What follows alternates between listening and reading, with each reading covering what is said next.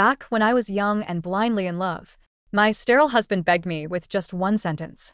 Because of that, I threw away my chance to study abroad and agreed to adopt the random stray baby he supposedly found on the side of the road. From that day on, I bled myself dry taking care of this household and raising that kid. I suffered through 30 grueling years. Just when the bastard finally grew up, got married, and established his career. Just when I thought I could finally take a breather, I was diagnosed with terminal cancer. Faced with astronomical medical bills, I was just about to comfort my husband and son, telling them not to worry because I had the money to cover it. But instead, they got pissed off. What? What do you mean your money? That's the family's money. This disease is a bottomless fucking pit. Throwing cash at it won't even make a splash. Mom, Dad's right. I still have a whole life ahead of me that needs funding. Stop being so damn selfish. So they teamed up to forcefully drag me out of the hospital. And back home. They fed me cheap painkillers for 10 years and stood by, watching me slowly rot until I took my last agonizing breath. The second I died, my husband joyfully moved his little first love, sweetheart, into my house and the son I raised. He hugged her, crying hysterically, saying how much he regretted not being able to serve his real mother all these years. Only then did it really hit me. My entire life was a sick fucking joke. I had spent decades living a lie, bleeding myself dry just to pave the way for someone else. When I opened my eyes again, I was back on the exact day my boyfriend showed up, holding that stray baby, asking me if we could adopt him. I glared at him and moved to slam the door in his face. Take it to the fucking orphanage. Liam panicked, wedging his foot in the door. Chloe, you can't be serious. I looked at his self-righteous face and let out a dark laugh. Why the hell not? Is dropping it at a safe haven crazier than expecting an unmarried young girl to adopt a random brat? Liam's brows furrowed, seeing my ironclad attitude. His tone softened into that manipulative, sickeningly sweet cadence. Chloe, come on. It's a living, breathing human being. Look how helpless he is, abandoned out in the cold. We're getting married soon anyway. Why not just treat this as a practice run for having our own kid? He spoke with such raw, fake emotion. The exact same bullshit lines I had swallowed whole in my past life. Hearing them now made me want to projectile vomit. But back then I was blindly devoted. My parents were begging me to take my scholarship to Stanford medical school for Liam and this parasitic infant. I shredded my plane tickets. I adopted the kid and married Liam without so much as a wedding ring. From that day on, my life was a relentless cycle of bleeding myself dry for them. And my reward, when I was dying of cancer, they drained my family's trust fund, let me suffocate on painkillers, and spent my fortune living the high life with his secret mistress and their bastard son. Yeah, it's a life and it's a pity, which is exactly why he belongs at Child Protective Services. I shot back, arms crossed. They have trained nurses. I don't know shit about raising babies. How am I supposed to keep him alive? Liam froze. This was probably the first time in our entire lives I had ever talked back to him. We grew up together. I was his obedient little puppy, always softening my boundaries for his sake, completely losing myself in the process. But he stalled, his eyes darting around before he exhaled like he had a brilliant idea. My mom can help you take care of him. I sneered internally. Help? In my past life, that old bitch helped for exactly 3 days before faking a stroke. I spent the next decade wiping her ass while raising the kid. It wasn't until she died, and I saw her medical records, that I realized she was perfectly healthy. She just wanted a free slave. I took a deep breath. Liam, I think we need to seriously reevaluate our relationship. You know damn well. My parents are expecting me to leave for California next month. I moved to shut the door again. Liam forced his way forward, his face twisting with desperation. Just then, frantic footsteps echoed down the hall. A guy in a suit sprinted over Liam. Bro, emergency at the firm. The boss needs you right now. His coworker glanced at me and at the squalling bundle in Liam's arms, looking incredibly awkward. I watched this pathetic display with ice in my veins. This old trick. Liam had called for backup, expecting me to melt like a weak little housewife and say, "Give me the baby, go to your job." He could smoothly dump the bastard in my lap and escape guilt-free. This time I didn't say a fucking word. I just stood there, my hands clasped tightly behind my back, my posture screaming rejection. The coworker kept rushing him. Finally, Liam snapped, shoving the baby into my chest with a look of pure begging. Chloe, please, you have the biggest heart.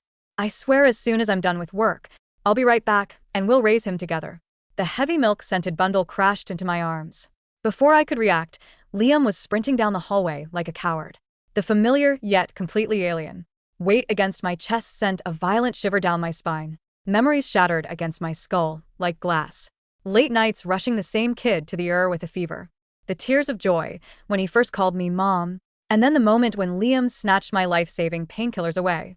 While this boy sneered at me from the doorway. Mom, stop being a drama queen and just die already. You wasted my dad's entire life. Don't drag me down, too.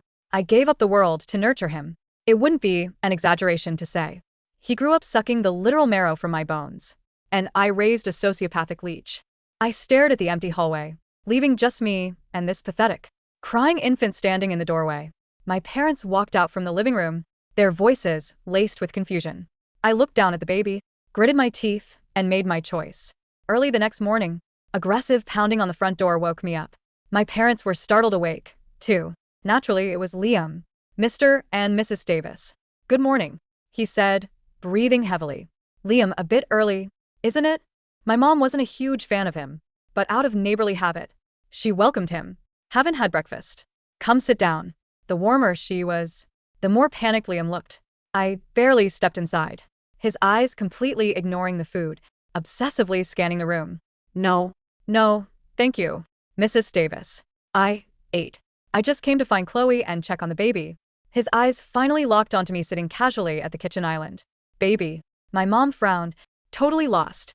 Liam. What baby? Who brought a baby? Liam froze, his voice cracking with panic. The little boy, the newborn I brought over yesterday. I left him with Chloe. I slowly peeled my hard-boiled egg, not even bothering to look up. Seeing my chilling calmness, Liam lunged forward, trying to grab my shoulder. Chloe, where the fuck is the kid? His rough movement made my dad snap. He slammed his coffee mug down. Watch your hands, boy. Use your words, Mr. Davis. I swear to God I left a baby with her. Liam was trembling with anxiety. He whipped back to me, practically screaming, Chloe, where is he? I smirked, taking a slow bite. You're awfully worked up over a random stray. Are you sure you aren't shooting blanks? And this isn't your own bastard? The living room went dead silent. Liam's face twitched violently. What the hell are you talking about? I told you I found him on the street. Exactly.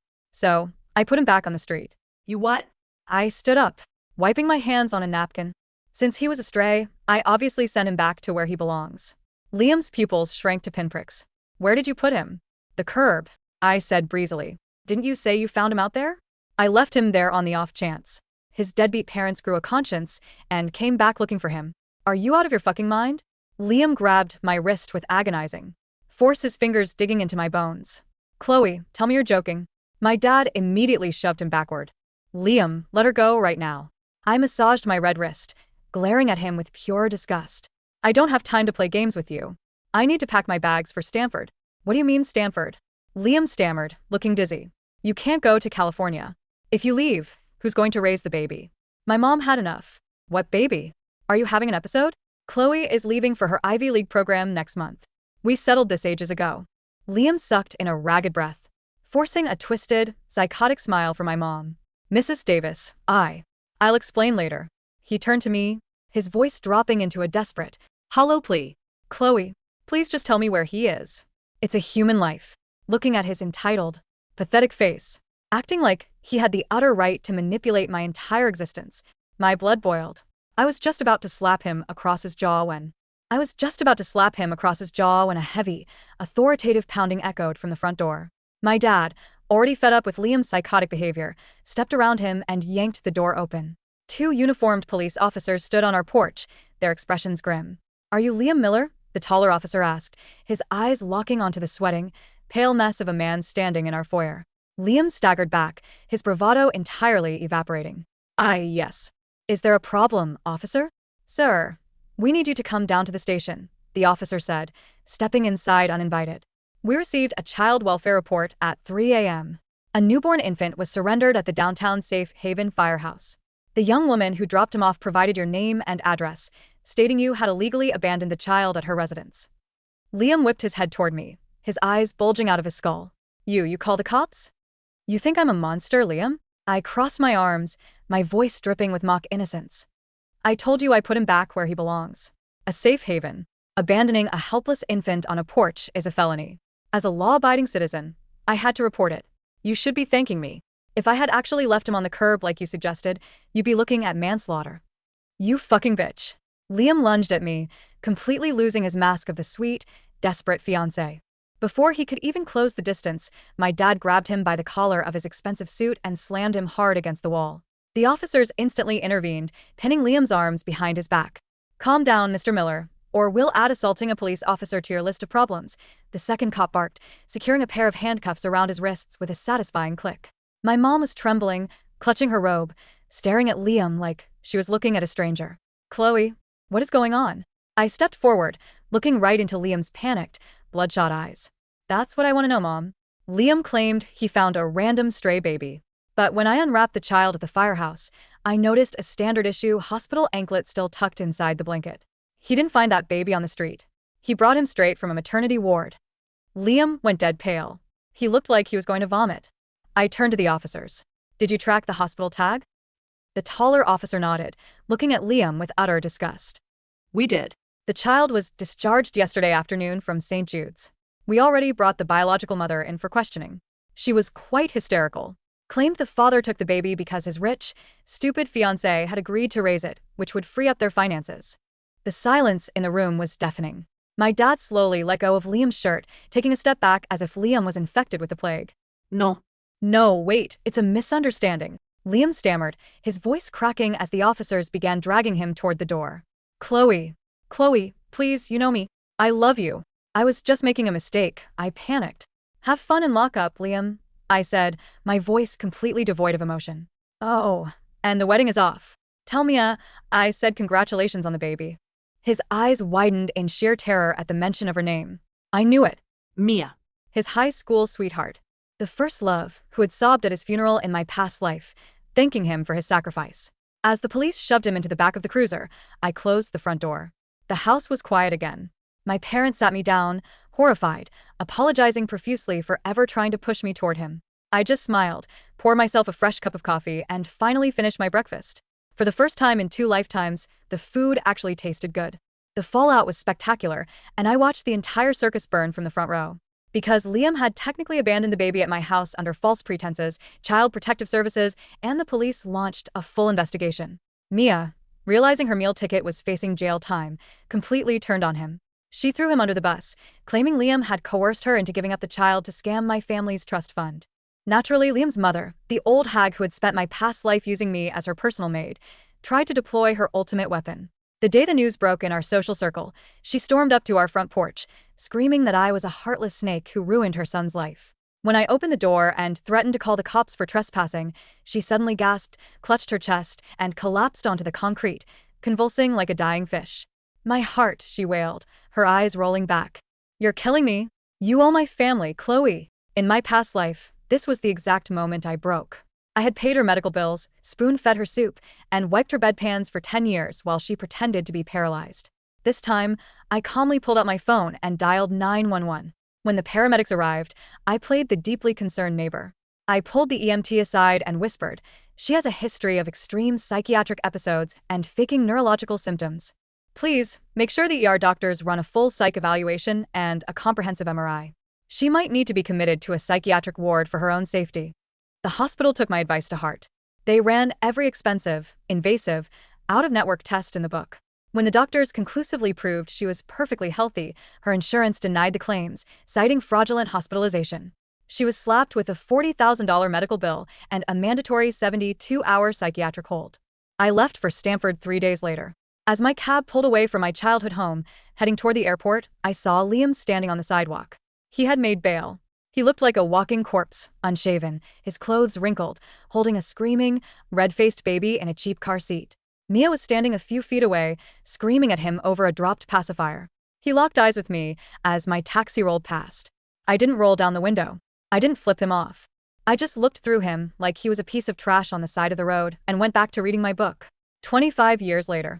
The crisp California breeze filtered through the massive floor-to-ceiling windows of my corner office at the Stanford Medical Center. I signed the last page of the clinical trial authorization, closed the file, and took a sip of my matcha latte. Life had been extraordinarily kind to me. Without the parasitic drain of Liam and his bastard son, my career had skyrocketed. I had graduated at the top of my class, specializing in oncology. Ironically, I focused my research on the exact same aggressive cellular mutation that had eaten me alive in my past life. Because I knew exactly what to look for. I caught my own precancerous markers at age 35. A simple outpatient surgery, a few weeks of rest, and I was completely cured. I was 48 years old, independently wealthy, globally respected, and engaged to a brilliant neurosurgeon who treated me like an equal, not a life support machine. There was a soft knock on my door. My chief resident, a bright kid named Sarah, poked her head in. "Dr. Davis? Sorry to interrupt. We have a walk-in patient down in the oncology clinic. He's insisting on seeing you specifically. Says he's an old friend from your hometown." I paused, setting my pen down. An old friend? Did he give a name? "Liam Miller," she read from her clipboard. He's in pretty rough shape, doctor. Stage 4 pancreatic. He's demanding to be enrolled in your experimental immunotherapy trial." A slow, icy smile crept onto my face. Fate really was a beautiful, symmetrical thing. "Put him in exam room 4, I said, standing up and smoothing out my white coat. "I'll be right down." When I pushed open the door to exam room 4, the stench of decay and cheap antiseptic hit me first. Sitting on the examination table was a fragile, graying, skeletal man.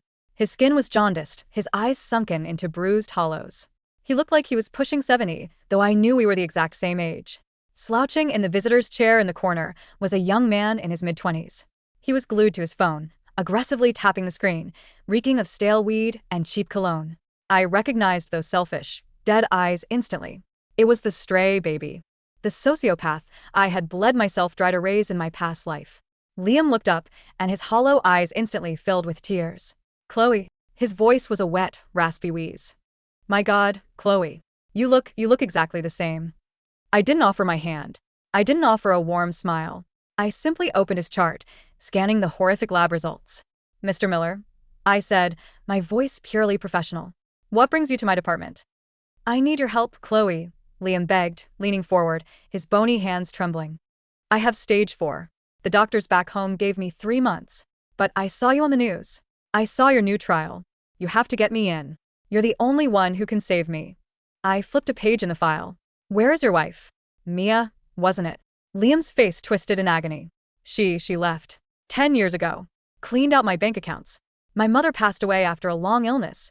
It drained everything I had. It's just me and Noah now." He gestured weakly to the kid in the corner. Noah didn't even look up from his phone. "Dad, hurry this up, all right? The parking meter is running and I need you to co-sign that loan application by 5. I looked at Noah, remembering the way he had sneered at me in my past life while taking my painkillers. A dark wave of vindication washed over me. Liam had raised him this time, and he had raised the exact same monster. I closed the file and looked Liam dead in the eye. "I've reviewed your charts, Mr. Miller. Your cancer is too advanced and your liver function is completely compromised. You don't meet the baseline criteria for my clinical trial." Liam froze. "What? No." "No, Chloe, please. I don't have insurance. I don't have any money left. You're the head of the department. You can make an exception. We grew up together. I'm begging you." He fell off the examination table, his knees hitting the linoleum floor with a sickening thud. He grabbed the hem of my white coat, sobbing hysterically. "I'm sorry for what I did to you. I'm so sorry. I was young, I was stupid. Please don't let me die." I looked down at him, feeling absolutely nothing. "No pity. No anger." Just the cold, sterile satisfaction of closing a book I had finished reading a long time ago. I gently but firmly peeled his rotting fingers off my coat. "I'm sorry, Liam," I said, keeping my voice perfectly steady. "But I can't help you." "Why not?" he screamed, coughing violently, spewing droplets of blood onto the floor. "You have the money. You have the funding." I leaned down slightly, bringing my face close to his, making sure my next words would echo in his head for the rest of his pathetic, short life. "Because, Liam, this disease is a bottomless fucking pit. Throwing cash at it won't even make a splash." Liam stopped breathing. His eyes widened in absolute horror as the exact words he had used against me decades ago, in a life he didn't even remember, were weaponized against him. Before he could process the sheer gravity of what I had said, Noah groaned from the corner, finally putting his phone away. Chloe's right, Dad," Noah sighed, rolling his eyes in utter annoyance. "The trial isn't gonna work. You're basically a corpse anyway. And I still have a whole life ahead of me that needs funding. If you take out more medical debt, it's gonna ruin my credit score. Stop being so damn selfish." Liam whipped his head around, staring at his biological son. The son he had sacrificed everything for. The son he had lied, cheated, and ruined his own life to keep. The look of soul-crushing despair that shattered Liam's face in that moment was the most beautiful thing I had ever seen. He realized, in his final moments, that he had bred his own executioner. I stepped over Liam's trembling body, walking toward the door. Security will escort you out. I suggest hospice care, I said without looking back. Chloe. Chloe. Liam wailed, a primal, guttural scream of a man who realized he had built his own hell. I let the heavy wooden door click shut behind me, cutting off his pathetic cries. I walked down the bright, sterile hallway of the hospital I helped build, feeling the warm California sun hit my face through the windows. My phone buzzed in my pocket. It was a text from my fiancé. Reservations at that Italian place by the ocean tonight. Love you. I smiled, typing back a quick can't wait, and walked toward my next patient. My past life was nothing more than a bad dream. And when I woke up, I made sure the nightmares stayed exactly where they belonged, rotting in the dark, entirely on their own.